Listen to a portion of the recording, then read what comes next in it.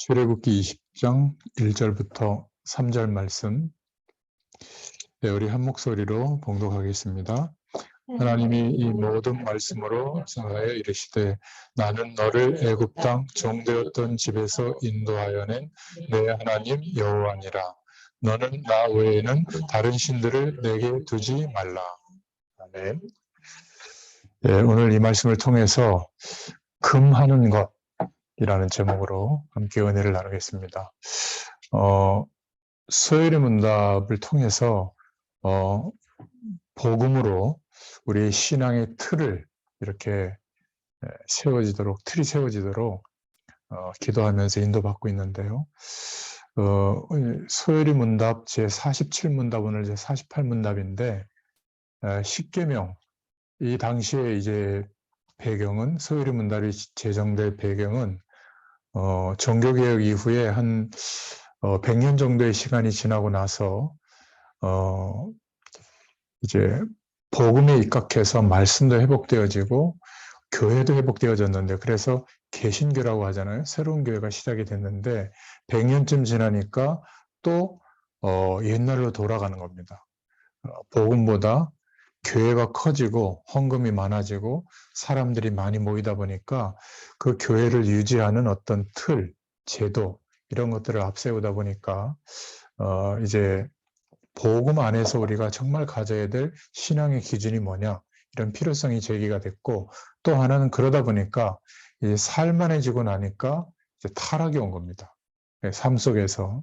그러니까 행복의 기준이 세속주의가 들어와서 그리스도로 말미암아 회복되어진 하나님의 축복도 기대하지만 사실은 이 세상적인 복, 그게 나쁘다는 것이 아니라 그것이 목적이 돼버리는, 그러니까 분명한 신앙의 틀이 세워지기를 원해서 영국 의회가 요청을 하고 영국 교회 전체 대표되는 목사님들 또 신학자들이 모여서 한 5년 6개월 가까이 기도하고 회의를 통해서 제정한 것이 서열의 문답이에요. 근데 이제 그 시대적 배경이 있기 때문에 그 뭔가 삶이 좀 회복돼야 될 필요성이 있어서 서열의 문답 중에 이제 몇 문항은 복음보다 어떤 그런 삶이 회복되어져야 될 당위성을 강조하는 부분이 들어갔는데, 그게 한 38문답, 9문답부터 이렇게 나와 있습니다. 그래서 십계명이 제정될 때 하나님이 허락하실 때 말씀으로 주셨는데, 십계명도 도덕적 규칙으로 이제 생각할 정도로, 그래서 그 말씀을 붙잡고 어떤 틀을 마련할 정도로 이렇게 인도받고 있는 장면이 이제 보여집니다. 물론 이제 십계명의 배경도 출애굽한 이스라엘 백성들이 이제 광야의 길을 걸어가는 중에 한 10여 년쯤 지나고 나니까 하나님이 허락하셨지만 마음대로 자기들의 노력으로 얻을 수가 없잖아요. 그러니까 답답했던지 오히려 우상을 만들어서 섬기고 또 뭔가 이렇게 애굽으로 돌아가자고 하는 그 배경을 또 막 기대하고 또 타락이 극심했기 때문에 하나님께서 십계명을 허락한 겁니다. 근데 이것을 이제 적용해서 예수님이 우리에게 원하시는 가장 앞선 본분이 뭐냐, 지켜야 될 본분이 도덕적 법을 지키는 거다, 이렇게 서열의 문답에 이렇게 넣었거든요. 이제 그러면서 이 십계명의 의미를 이제 찾는 건데, 우리는 하나님의 말씀으로 붙잡아야 될 줄로 믿습니다. 그러나 이 믿음의 선배들을 통해서 하나님이 찾게 하신 그 답들은 우리에게도 필요한 신앙의 답이 되는 줄로 믿습니다.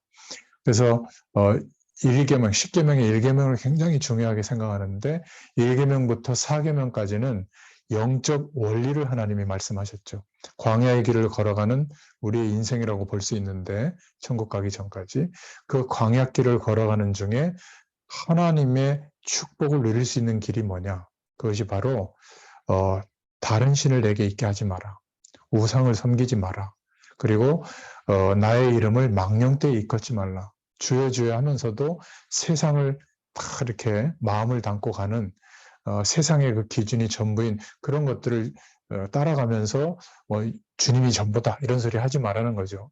그리고 예배에 복해라, 안식일을 거룩하게 지켜라, 그렇게 영적 원리를 말씀합니다. 그러면 이런저런 도덕적 문제가 우리에게 들이닥쳐도 하나님께 구하면 하나님께서 함께 하시는 힘을 허락해 주셔서 그런 문제들을 극복하고, 왜냐하면 죄가 있는 곳에 타락이 있는 곳에 성령의 역사가 동일하게 있을 수가 없거든요.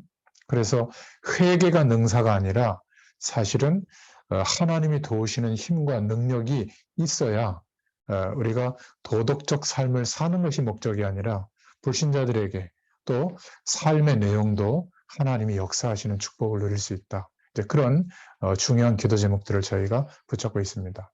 오늘 제1계명에 금하는 것이 무엇인가 47문답에 문을 하고 있고요.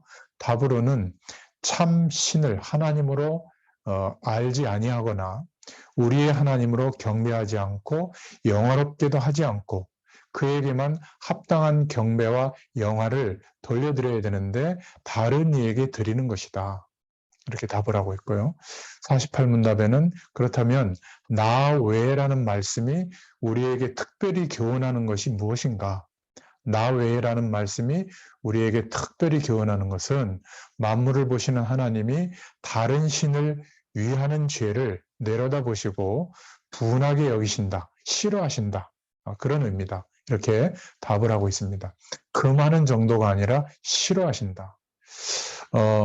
1계명을 다시 언급한 것은 잘한 것이라고 저는 생각합니다.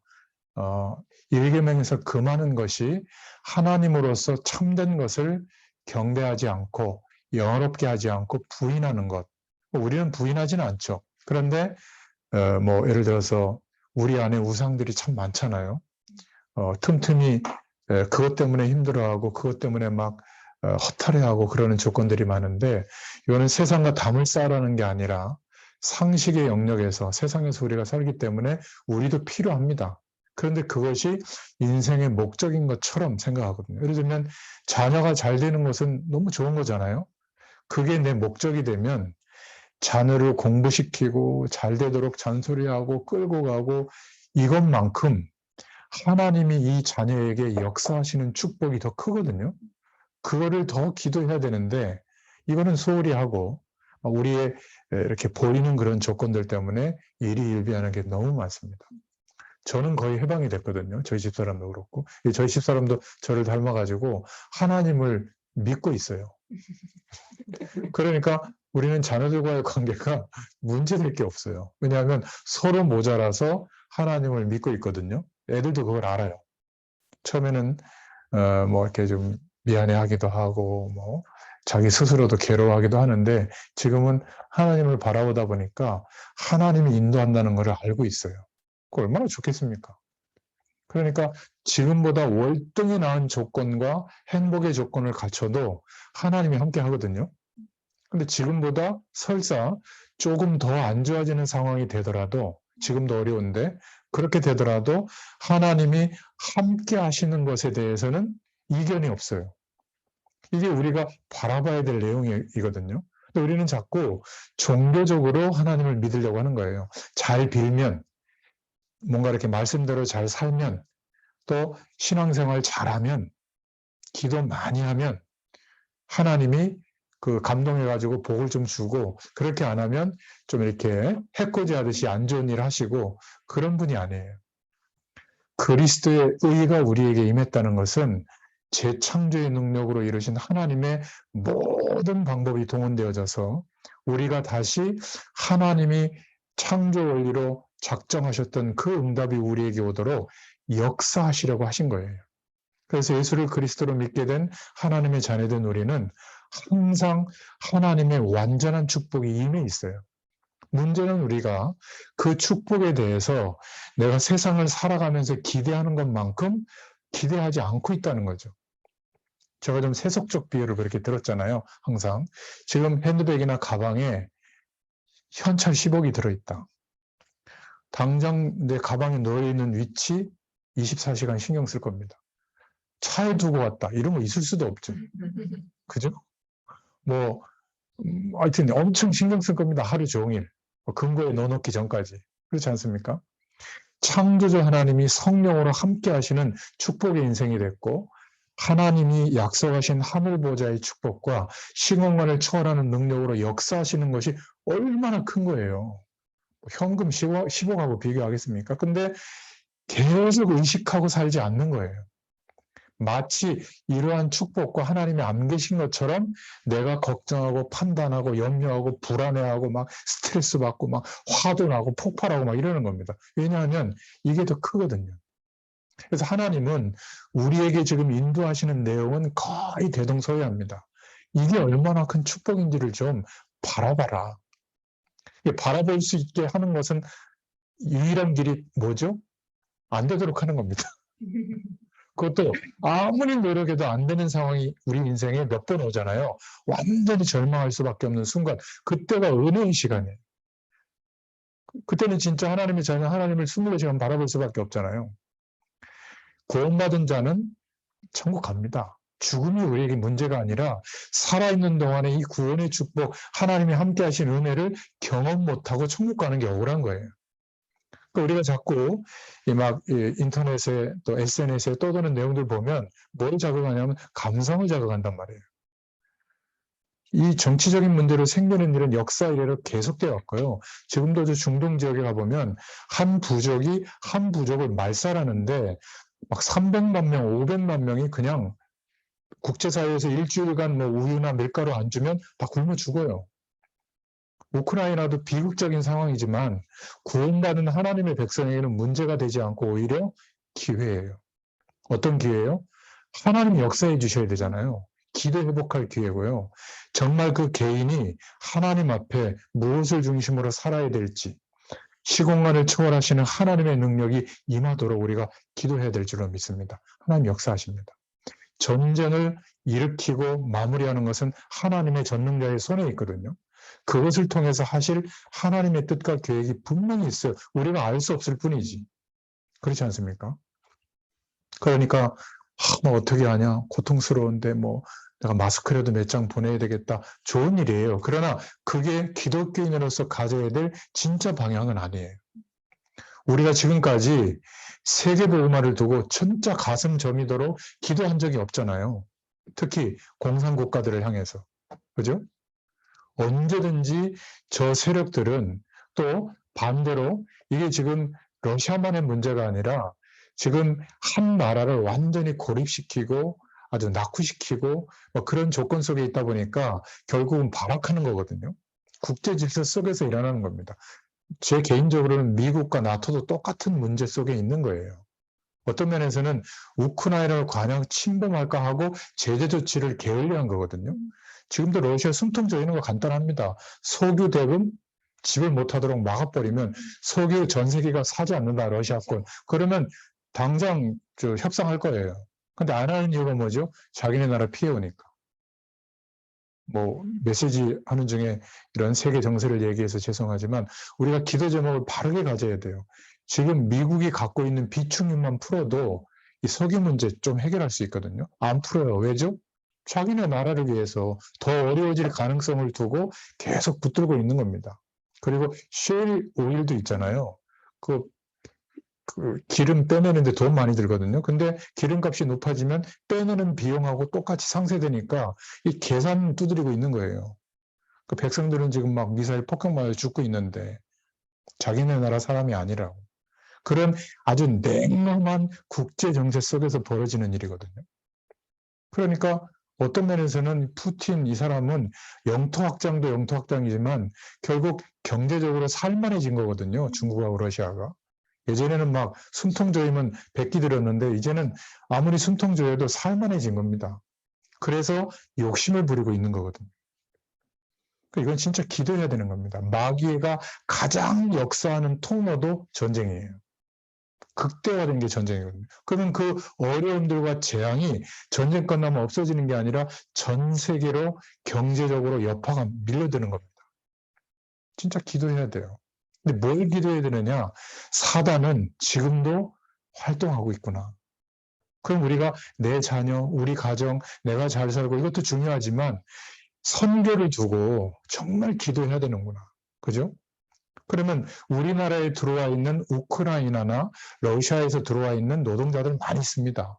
이들을 두고 다민족을 위한 진짜 기도가 시작돼야 되거든요. 단 한 사람이라도 이들이 그 나라에 돌아가기 전까지 하나님이 이들을 향한 우리에게 원하시는 기도 제목들을 발견하는 것이 진짜 중요한 응답이에요. 뭐 다 안타깝게 생각하죠. 뭐 불교도 안타깝게 생각하고 모든 종교나 세계인들이 안타깝게 생각하는데 냉엄한 현실은 자국의 이익을 따라 움직이는 그 속에서 우리가 뭐 좌지우지할 필요가 없죠. 정말 힘든다면 우리가 뭐 성금을 모금해서라도 뭐 인간적으로는 도와줘야 되지만 진짜 기도해야 될 줄로 믿습니다. 그래서 오늘 제가 말씀드리려고 하는 내용이 뭐냐면 나 외라는 말씀이 교훈하는 게 뭐냐.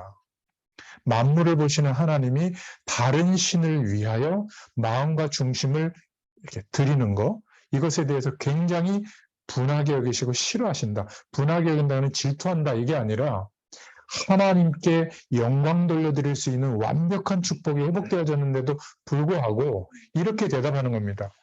아니 왜 하나님께만 영광 돌리라고 하느냐? 왜 하나님만 경배하라고 하느냐?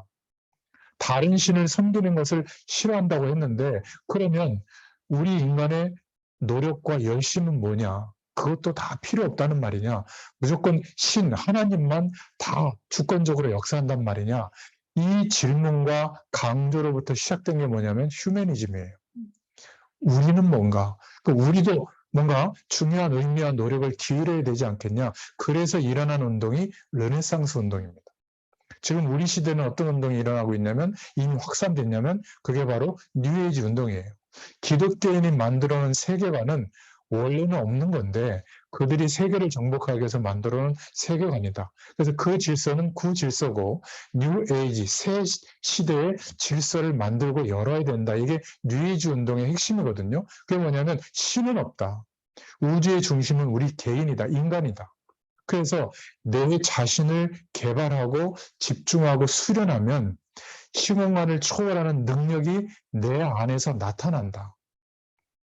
이래가지고 만들어낸 과학이론, 문화적인 혜택, 사회적인 어떤 시스템, 그리고 영토는 없는데 가상공간에다가 영토를 만들고 거기에서 사람들을 모아서 경제활동을 하고 소통을 시키는 이런 일들이 벌어지고 있는데 이게 666이다. 사단이 하는 짓이다. 아닙니다. 결국 그것을 통해서 지향하는 게 뭐냐면 노아 시대하고 똑같은 거예요. 하나님 없어도 하나님 바라보지 않아도 행복할 수 있는 조건이 이렇게 많다. 살아갈 수 있다. 인간이 노력하면 이 기준을 만들어내는 거거든요. 근데 그것을 종교의 형태나 어떤 과학의 형태나 산업의 형태로 만들어낸 게 아니라 문화로 체험하도록 만들어준 겁니다. 어떤 면에서는 영적 과학인 것처럼 수련하면 자기 몸에서 자기가 빠져나와서 유체 이탈해서 세계를 떠도는 경험을 시켜요. 6개월 만에 시킵니다. 공중부양하기도 하고요.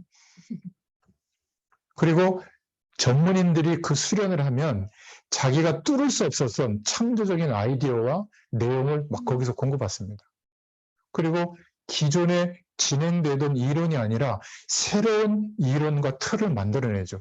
음악도 뉴에이지 음악을 들어보면 뭐 정선율이나 뭐 화성학이나 전혀 맞지도 않는데 막 빗소리 들려주면서 말이지.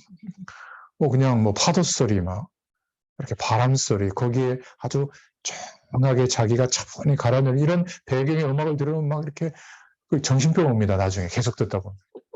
왜냐하면 복잡해야 되거든요. 인간은. 막 스트레스 받고 막 하루가 막 정신 없어야 돼요. 그런데 하나님 없이 죄송합니다. 고요한 상태가 되잖아요. 그러면 귀신 충만해집니다. 귀신이 놀기 좋은 영적 상태가 돼요. 우리는 비우는 게 아닙니다. 하나님을 향하여 집중할 때 성령으로 하늘 보좌의 축복으로 충만해지는 거거든요. 그 힘과 배경 속에서 오늘이 보여야 소중해지는 거예요.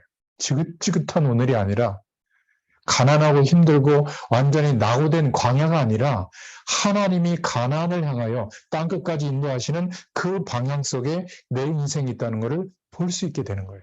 그렇지 않고 여전히 세상의 기준으로만 보면 못 가진 거예요, 내가. 그러니까 더 나은 조건을 위하여 노력하는 인생관밖에 없는 겁니다. 목적은 성공이에요. 바벨탑이죠. 안 맞습니다. 이루어져도 저런 일들을 벌이는 겁니다. 대통령이 되고 장기 집권까지 법도 통과했는데 이제는 막 세계의 아주 양대 국가가 돼가지고 전 세계를 내 발밑에 두려고 하는 욕심이죠. 그러니까 나이가 들수록 왜 욕심을 못 버리는지 모르겠어요.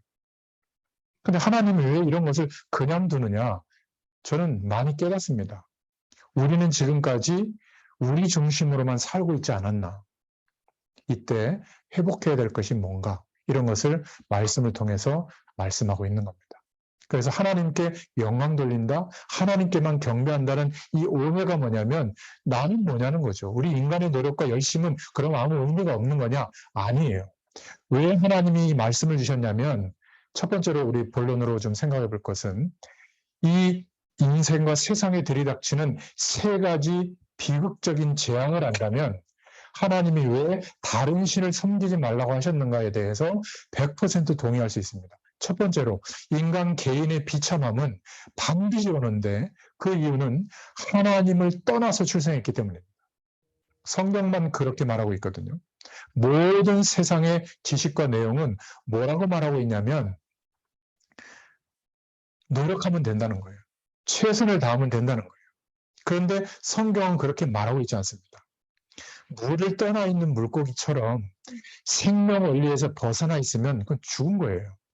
하나님과 함께하는 영원한 생명의 축복이 있어야 되는데 그 생명의 축복을 누릴 수 없는 상태로 죄와 사망의 법 안에서 원죄 아래에서 출생했기 때문에 반드시 개인의 비참함이 오는데 많이 노력해서 그 조건들을 가져도 어떤 상황이 되냐면 허무가 찾아옵니다. 그러니까 나이가 들면 들수록 더 빨리 오는 거죠. 허무한 상황. 그리고 틀림없이 질병도 찾아옵니다. 그리고 인생의 시기가 이제 지나가 보면 죽음의 순간이 이제 눈에 아른아른거리거든요. 그때가 되면 지옥 배경도 느껴집니다. 자, 이렇게 쉽게 설명해서 그렇지 아무리 노력하고 최선을 다했는데 허무가 온다. 뭔가 이렇게 심각한 어려움이 왔으면 허무가 오는 것도 당연한데 성공된 위치에 올라섰어요. 노력한 결과가 왔어요. 허무하다니까. 그러니까 그렇게 극도로 또 노력을 해서 그거보다 더 극단적인 어떤 위치에까지 도달하려고 하는 거거든요. 지금 이렇게 국가 어떤 선거에 나오시는 분들은 굉장히 뛰어난 분들입니다. 그죠? 인생 역정을 보면 얼마나 성공을 위해서 노력한 분들인지 몰라요. 근데 하는 말들을 보세요. 근데 그게 몰라서 하는 말이 아니라 일부러 자기 세력을 극대화해서 자기 쪽으로 몰게 하는 말들이거든요. 일부러 하는 말이에요. 뻘쌈치 큰 말을 일부러 쓴다니까요. 그래야 딱 끝이니까. 다 쇼예요, 쇼. 정말 국민들을 위하겠습니까? 그러면 그렇게 하지 않죠. 오히려 정치보다는 사회활동을 하겠죠. 그죠? 정말 뛰어난 분들이 그래야 되지 않습니까? 저는 누가 돼도 비슷하다. 하나님은 그분들을 다스리셔서 하나님의 일을 이루어갈 수 있다고 믿기 때문에 실망하지 않는 거예요. 그냥 덜 나쁜 분 이렇게 선택하시면 돼요. 그리고 기도하시길 바랍니다. 정치 논리에 막 이렇게 저렇게 나눠져 가지고 이게 옳다, 막 반드시 이래야 된다, 막 망치 들고 와서 때리고 그게 옳은 게 아니에요. 우리는 자꾸 세상의 논리로 하나님의 역사를 진단한단 말이에요. 하나님은 그런 존재가 아닙니다. 아무리 노력해도 개인의 비참함은 반드시 옵니다. 그 대표적인 게 허무에 사로잡혀요. 허무 정도가 아니라 질병이 찾아오고 반드시 죽음이 찾아옵니다. 종말이 찾아오죠. 여기에서 하나님이 우리를 건지신 줄로 믿습니다. 어떻게 해요? 그런 인생에 대해서는 죽은 존재가 되었다라고 선포해 주신 거예요. 나는 안 죽었는데 죽었다라고 여겨주신 거예요. 여러분 어떻게 착각하냐면요. 자기가 자꾸 착해진 줄 알고 다른 사람을 평가하는데 안 착해졌어요, 우리가. 착해진 거 별로 없어요. 그렇지 않습니까? 하나님의 축복을 받아야 될 조건이 많아진 것 같잖아요. 내가 이렇게 참 말씀대로 못 사나 이런 적 없으니까 솔직히 말하면 이렇게 말씀을 들어도 왜 세상이 커 보이고 그럴까 그런 적 없습니까? 자녀를 주님이 책임진다고 내가 믿기로 해놓고 왜 그렇게 자주지으려고 하죠? 제가 약속합니다. 향후 10년만 지나면 애들이 우리 품에서 떠날 수도 있어요. 자기 인생 찾으러. 그러면 10년 동안 붙잡고 내가 자주지할 뿐이지 여러분들 인생 사시길 바랍니다. 제가 우리 애들한테 얘기했어요. 나는 너희들의 인생에 대해서 걱정하지 않는다. 하나님이 책임졌고 내가 도울 일이 있으면 그때 얘기해라. 내가 도와줄 것도 없더라 보니까. 왜냐하면 성적표를 제가 안 보거든요. 공부 때문에 너의 인생이 망가지고 성공한다? 나는 이렇게 보지 않기 때문에 너희들에 대해서 평가 기준이 다르다. 이랬더니 피치 붙더라고요. 얘들하고 나하고의 관계는 이제 끝났어요. 친구예요, 친구. 서로 도와주는. 그렇게 좀 지내세요. 그리고 우리가 어른이니까 어려워질 때 지지해주고, 끌어주고, 도와주고, 괜찮아. 아빠, 엄마가 있잖아. 겉봐라. 그럴 줄 알았다. 내가 한 번도 안 했어. 아니에요. 왜 그럴까요? 잊어버리는 겁니다. 인간의 비참함은 조건이 없어서 그 위치에 도달하지 못해서 오는 게 아니라 반드시 오는 문제예요. 누구에게나. 여기에서 우리는 해방받은 겁니다. 어떻게? 죽었다고 하나님이 인정하신 거예요. 그 재앙을 들이맞아야 될 우리는 없다고 보시는 거예요. 그리고 동시에 영원한 하나님의 생명을 얻고 하나님이 주셔서 이제는 영원한 하나님의 축복, 우리가 정말 상상할 수 없는 하늘 보좌의 축복과 신공간을 초월하는 하나님의 능력이 임해서 오늘을 사는 인생이 됐다고 하나님이 인정하신 거예요. 우리는 이것을 더 의미 있고 가치 있게 믿어야 되는 겁니다. 믿을 때 어떻게 되죠? 선택과 판단이 달라지는 겁니다. 그렇지 않으면 여전히 하나님의 축복을 받았는데도 억울하게 못 누리고 천국 가는 거예요. 얼마나 억울하겠습니까? 그러니까 늘 허무가 찾아오고 요만한 질병만 와도 막 흔들리고 죽음의 문제가 아니라 지옥의 고통이 느껴진다는 거예요. 어마어마한 두려움이.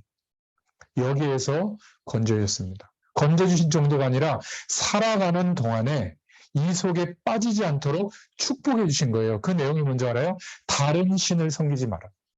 사단, 귀신의 세력을 섬기지 마라.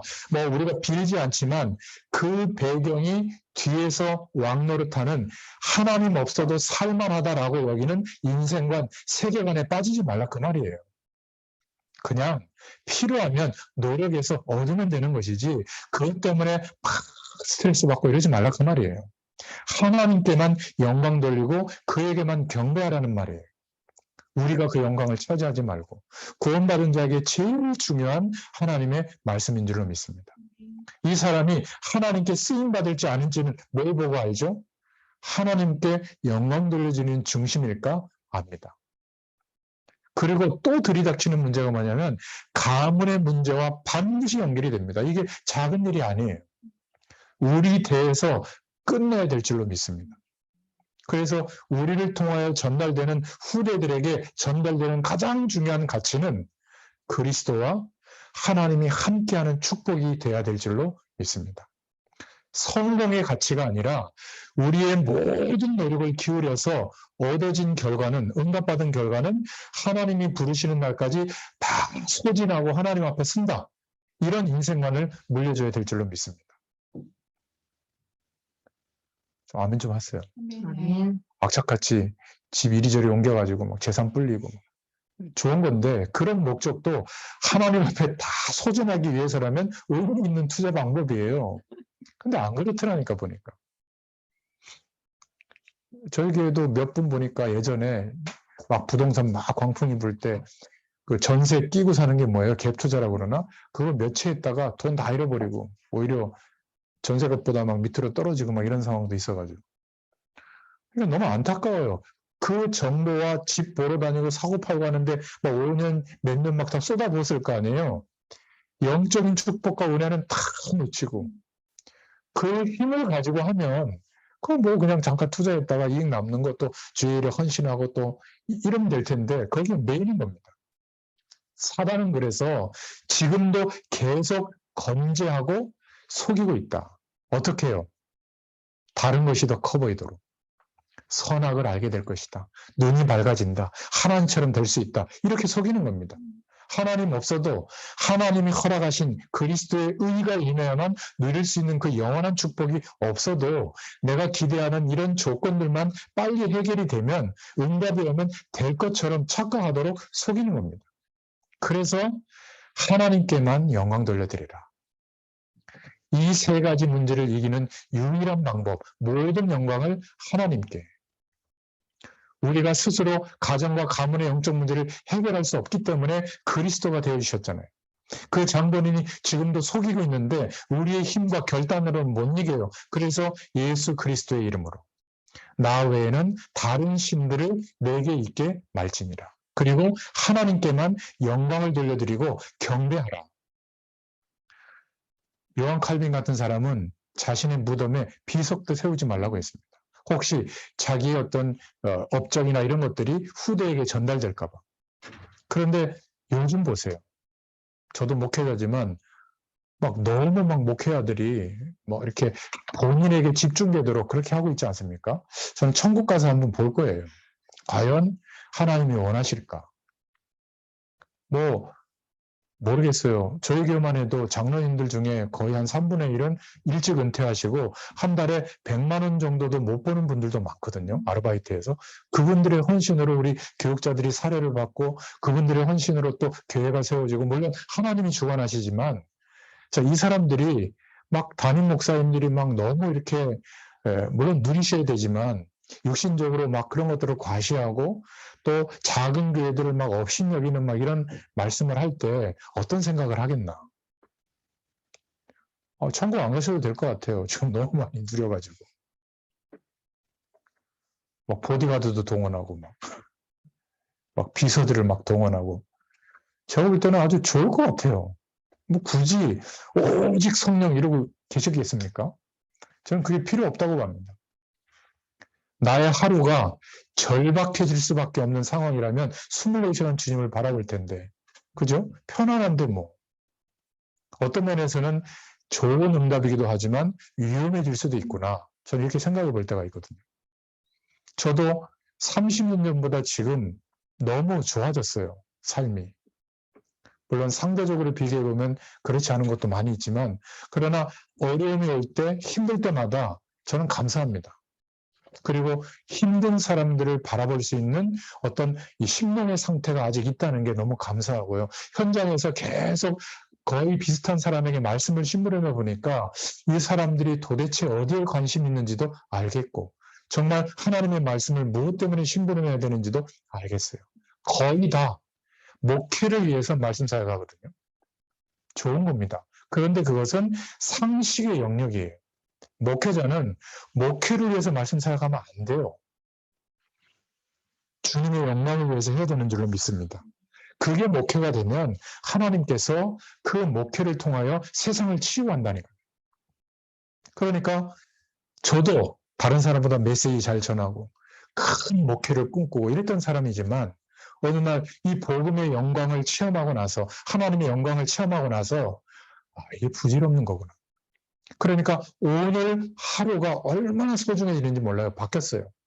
내게 주어진 하루의 일과 속에 만나는 사람에게 이 축복을 증인으로 전달해야지. 이게 제 목적이에요.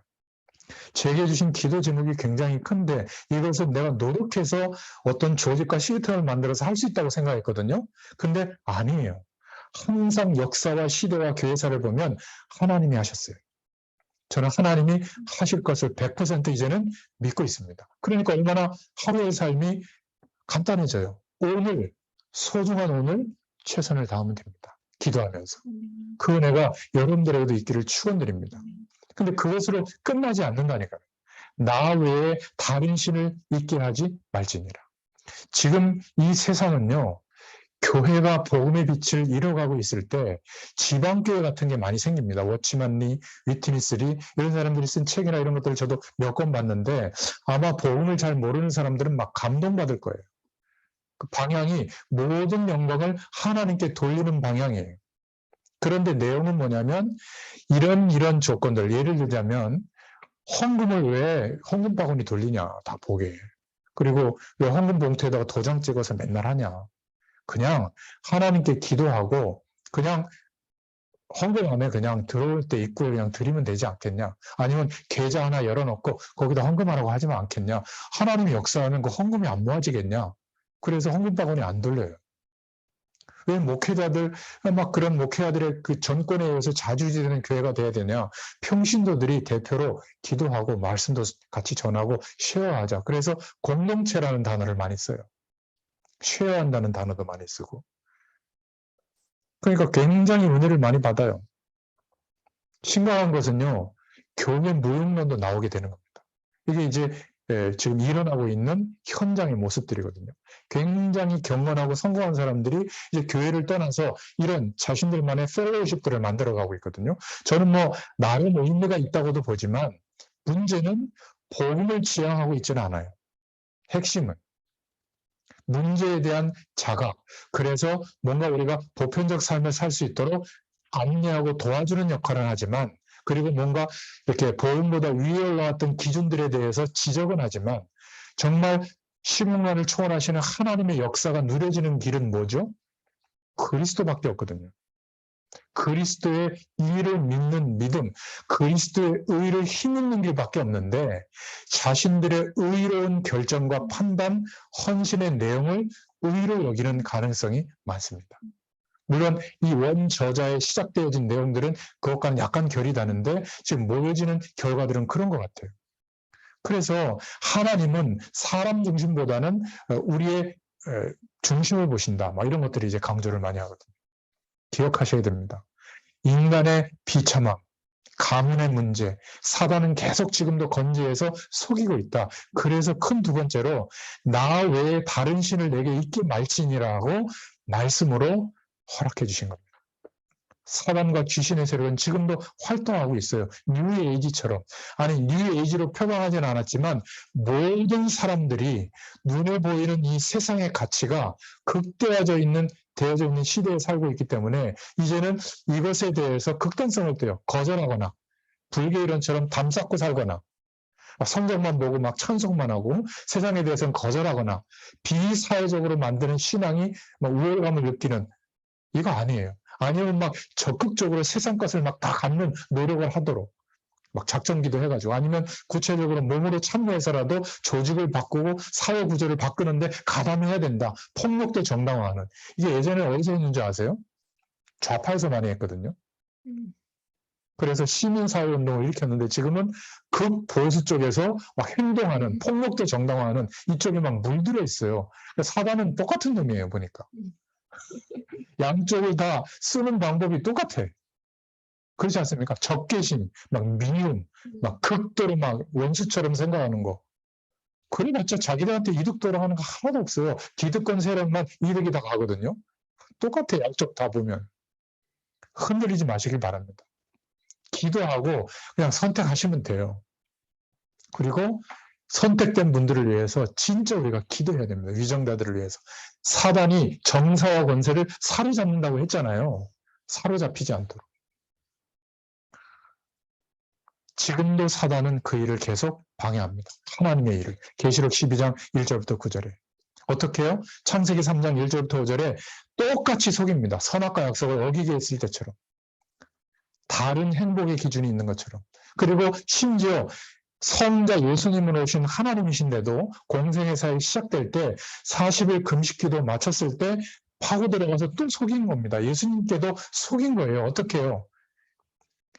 육신적인 것을 투자해서 영적인 것을 잃어버리도록, 명예심을 자극해서 영적인 축복을 모르도록, 자신의 이름을 내도록 해서 영적인 문제를 모르도록. 우리는 어떤 사람들이죠? 육신의 일을 투자해서 영적인 축복을 발견하면서 사는 것이 우리의 삶인 줄로 믿습니다.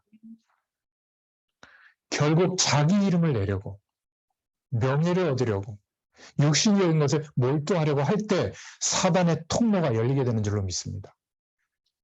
꼭 기억하셔야 돼요. 왜 하나님의 자녀가 말씀을 다 알고 있는데, 믿고 있는데 왜 이렇게 실패 속에 있을까? 사단이 파고드는 통로를 막아버려야 되는데 여전히 열고 있는 겁니다. 너무 안타까운 것이죠. 여러분 기억하세요. 산업인은, 경제활동하는 여러분들은 싸워서 경쟁해서 이기면 이미 지는 겁니다. 못 이겨요. 어떻게 부정부패를 이기겠습니까? 우리는 싸워서 이길 필요가 없는 힘을 가지고 있어야 돼요. 그게 뭐예요? 기도로 누릴 수 있는 축복이죠. 이미 약속한 축복, 하늘 보좌의 축복이 임하도록. 시공간을 초월하시는 하나님의 능력이 임하도록 24시간 구해보세요. 하나님, 하늘 보좌의 축복으로 함께해 주옵소서. 성령의 능력으로 역사하여 주옵소서. 계속 구해보세요. 여러분, 이 축복이 우리에게 전부가 됩니다. 그러면 연약하고 부족한데 이 은혜와 축복이 내 삶에 나타나는 증인으로 세워주십니다. 여기에서 능력이 나타나는 겁니다. 재산의 능력이 아니라, 건강의 능력이 아니라, 여기에서 내게 주어진 달란트가 하나님의 손에 들려지게 될 때 시대를 치유하는 기능이 돼요. 그리고 드디어 내 과거, 현재, 미래 전체를 두고 하나님이 인도하실 미션이 나오게 되는 겁니다. 그런데 이 응답을 왜 못 누리고 있죠? 불신앙 때문이에요. 이렇게 생각합니다. 기도한다고 그런 일이 일어나겠냐?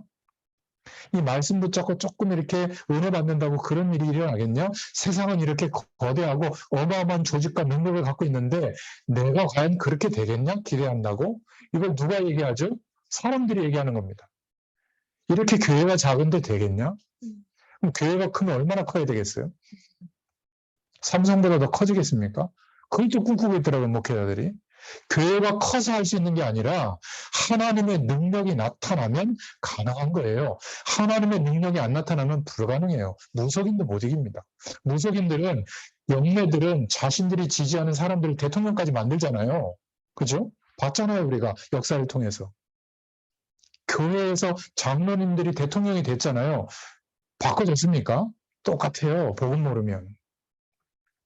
진짜 하나님의 은혜가 회복되어야 될 줄로 믿습니다.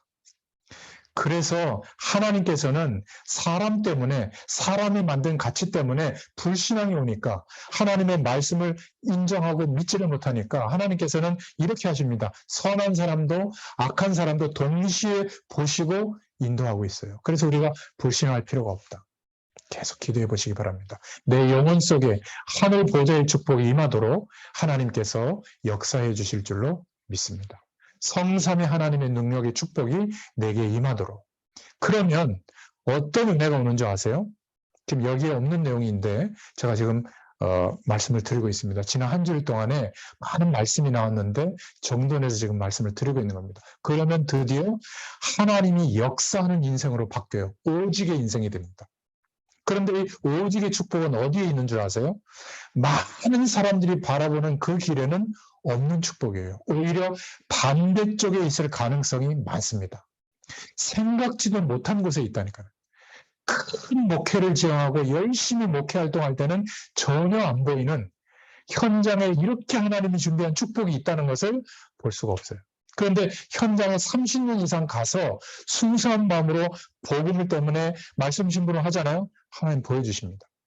여러분 현장도 마찬가지예요. 그 기능과 경제활동을 가지고 성공된 인생을 꿈꿨을 때는 볼 수 없었는데 그 기능 속에, 그 일하는 현장 속에 하나님이 생각지도 못한 축복을 예배하고 있다는 거예요. 이걸 볼 수 있는 눈을 열어주실 줄로 믿습니다. 눈에 안 보이는 데 있기 때문에 진짜 응답은 경쟁이 필요 없어요. 누가 오지도 않아요. 관심도 안 가져요. 진짜 응답은 여기에 다 들어있는 겁니다. 그러니까 오직의 응답은요, 쉬워요. 그리고 거기에서 내가 또 노력해서 만들어내는 게 아니라 거기에서 누리는 게 뭐죠? 오직의 축복을 누리는 게 하나님이 나와 함께 하시는 것 자체가 수단이 되고 방법이 되는 겁니다. 그러니까 기다리는 거죠. 언제까지? 도전해야 될 명확한 하나님의 미션이 보일 때까지 이 축복을 누리면서 상식적으로 노력하면서 기다리는 겁니다. 그러면 의외로 유일한 응답을 받게 됩니다. 언제 받게 되죠? 문제가 올 때 받게 돼요. 갈등이 올 때 받게 돼요. 위기가 올 때 받게 돼요. 이 속에 하나님의 축복이 들어있기 때문에 계산하는 사람들은 절대 알 수가 없어요. 하나님이 감춰두신 축복들입니다. 미안합니다. 경쟁자가 없어요. 내 수준, 조건, 문제, 어려움 어떤 면에서 아무 상관이 없어야 돼요. 전적으로 주님을 바라보는 사람에게 열어주시는 은혜의 축복들입니다. 저는 그래서요, 얼마나 확신을 갖고 있는지 몰라요. 저와 여러분들이 그 주인공인 줄로 믿습니다. 제가 이렇게 오랫동안 말씀 신부로 왔는데 대단한 역사가 일어났다면 그게 제 사역의 목적일 텐데 아시다시피 그렇게 대단한 역사가 없어요. 남는 거는 저와 여러분밖에 없었잖아요. 근데 뭐가 바뀐 줄 아세요? 믿음의 사람으로 완전 100% 믿는 믿음의 사람 하나님이 바꿔주시고 있잖아요. 하늘 보좌의 축복이 실제가 되는 그때가 이 응답이 오는 겁니다. 오직 하나님의 유일성의 축복이 나타나게 될 줄로 믿습니다. 경쟁 상대가 없다니까요. 제발 믿으세요. 기도해도 되겠냐? 기도가 답이에요. 아시겠습니까? 문학관 보고만 포기했을 수도 있잖아요. 이제부터 기도하세요. 이제가 진짜입니다. 안 믿더라니까. 제가 눈빛을 보면 알잖아요. 지쳤어. 러시아 때 그 눈빛들이 아니야. 이제 아줌마가 되고 애들 문제 있고 경제 문제 있고 질병 문제 오고 부모님 막 돌아가실 연세가 됐고 이러니까 안 믿어요. 아, 내가 되겠냐. 이제 기도해야 될 때입니다. 진짜 기도, 하나님을 믿는 기도. 제가 이거 웃으면서 말씀드리는데요. 이게 진짜 우리가 이 기도를 확신 있게 못하면 억울한 거예요. 하나님이 또 기다리셔야 돼. 80년도 하나님 기다릴 수 있어요. 근데 우리는 힘들잖아요. 돌이키시길 바랍니다. 그 내용이 뭐죠? 오늘 메시지의 핵심. 나 외에 다른 신들을 내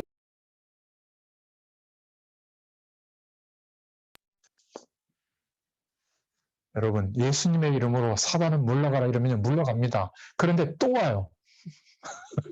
금방 옵니다. 그래서 이 영적 싸움에서 절대적으로 승리하는 방법이 뭔지 아세요? 절대는 못 오게 하는 방법. 모든 영광을 하나님께 돌리는 사람, 절대 못 찾아옵니다. 성령의 사람은 아무도 못 건드려요. 싸울 일도 없고 문제도 없습니다. 하나님께 영광 돌리는 삶인데 전부 나 때문에 싸우는 겁니다. 내가 더 드러나려고, 자존심 안 구기려고. 그렇지 않습니까?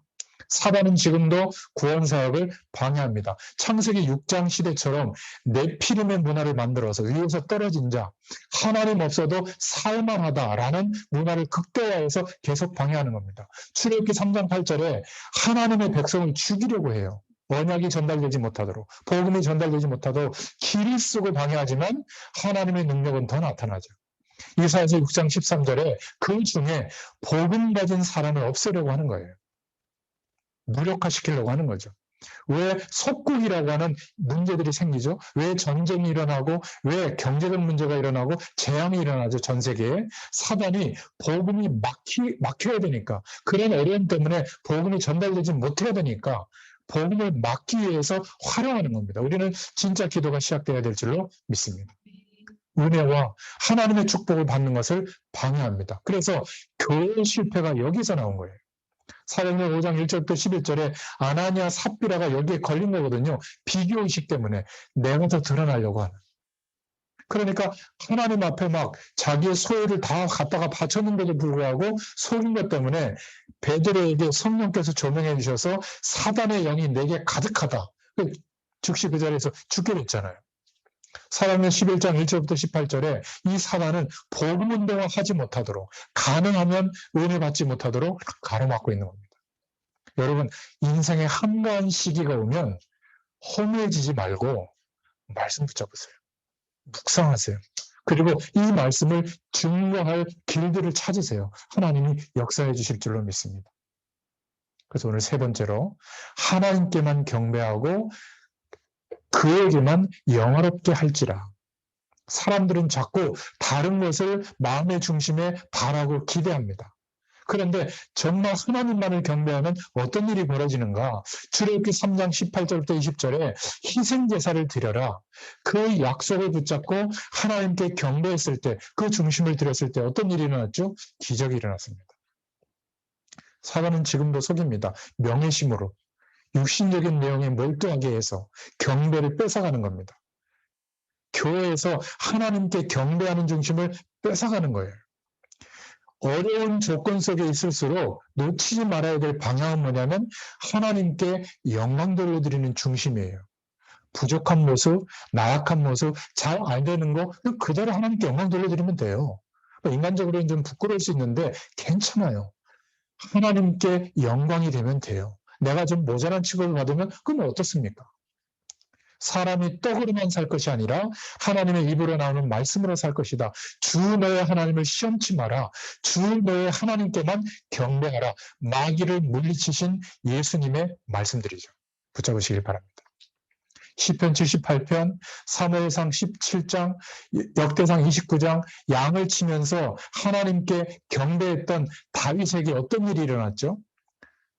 온 땅에 여호와가 참신임을 증거하겠다고 고백하고 누굽니까? 골리앗 앞에서 막 달려가면서 막 전쟁은 하나님의 손에 있고 너는 칼과 단창으로 내게 나왔지만 나는 여호와 하나님을 의지해서 나아간다.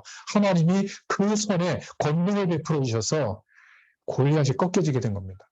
근데 왜 분이 일어나냐면 하나님의 이름을 망령 때 일컫는데도 그 앞에 놓였던 왕들을 포함해서 모든 군대가 한 명도 하나님을 의지하지 않은 거예요. 떨고 있는 거예요. 근데 이거에 분개한 겁니다. 다윗의 정신. 기억하셔야 돼요.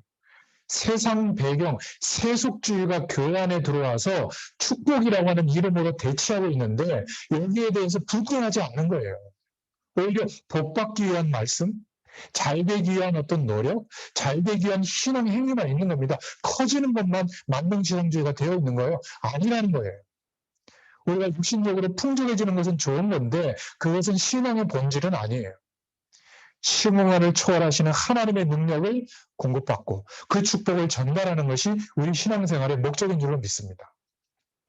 그것 때문에 그리스도 되어주신 것이죠. 우리가 노력해서 바꿀 수 있는 내용들이라면 굳이 복음이 필요하지 않잖아요. 유대 종교처럼 신앙생활하면 되죠. 아닙니다.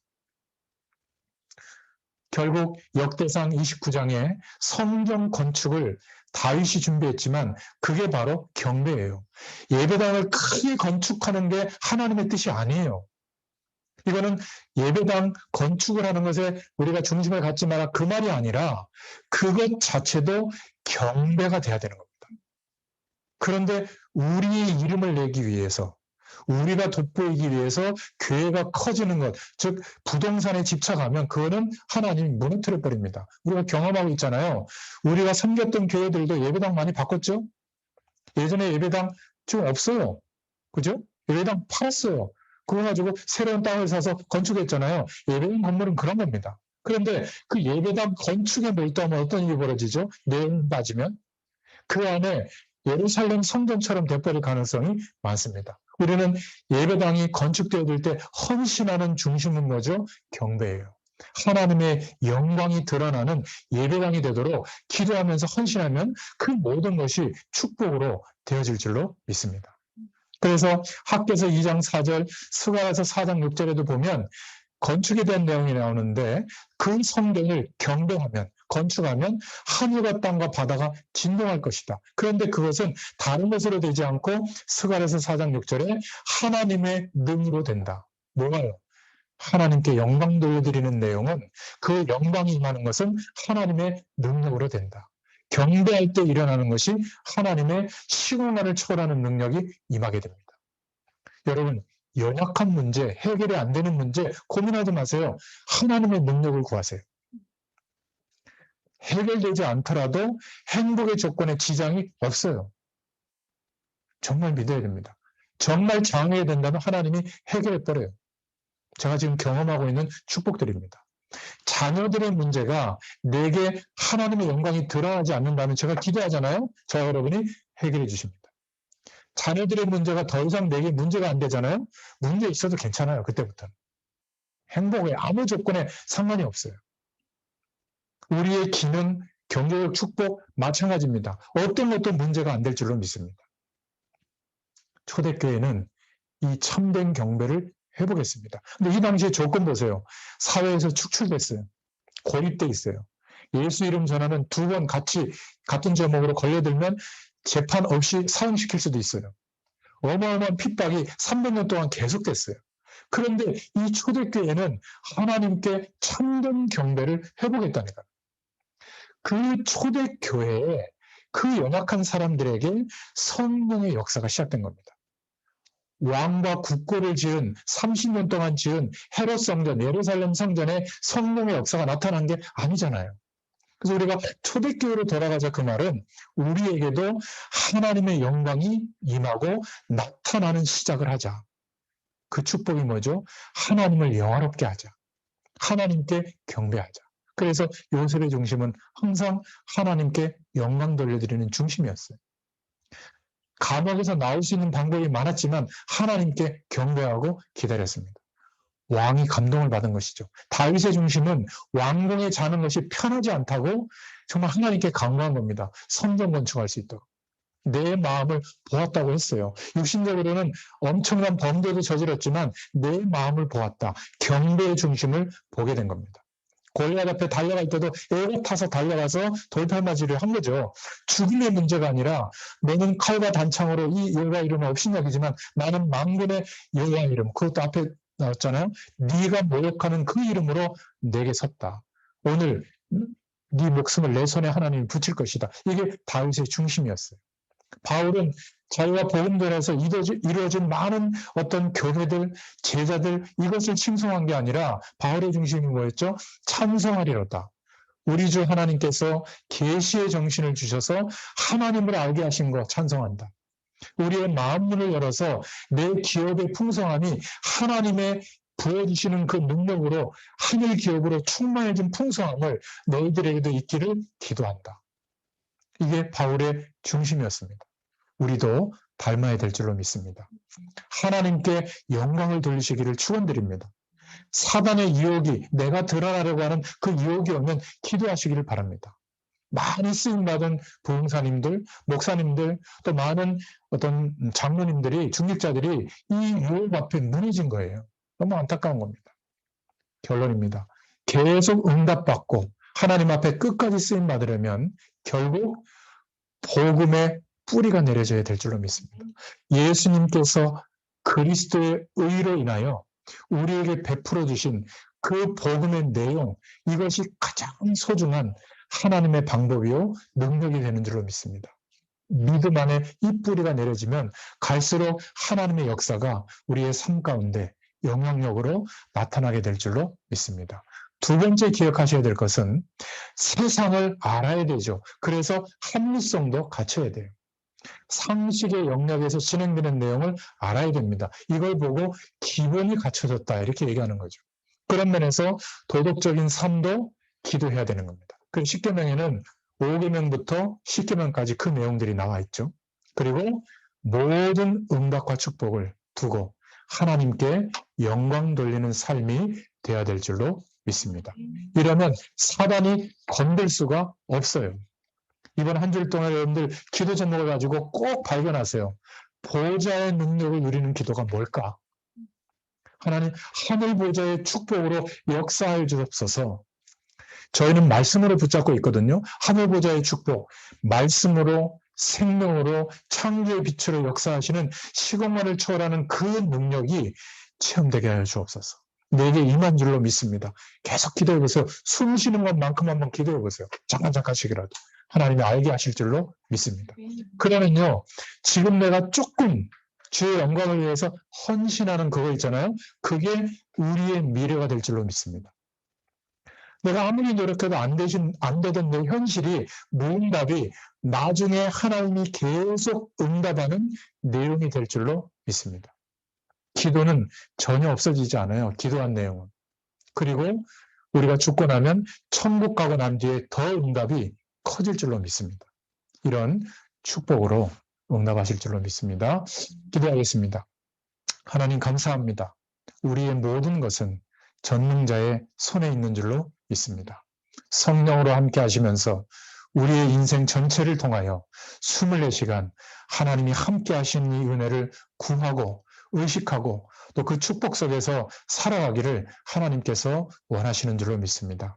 우리의 마음과 생각을 지켜주시고 주의 말씀을 의지하여 하나님을 바라볼 때 성령의 감동하심으로 눈에 보이지 않던 영적 세계의 비밀이 경험되게 하시며 하나님의 이 영광의 축복이 체험되는 역사가 있게 하셔서 이 땅을 살아가는 동안에 날마다 우리의 하루와 우리의 현실을 통하여 하나님이 역사하시는 축복에 증인된 삶을 살게 되도록 은혜를 더하여 주시옵소서. 감사드리며 예수님의 이름으로 기도드렸습니다. 아멘.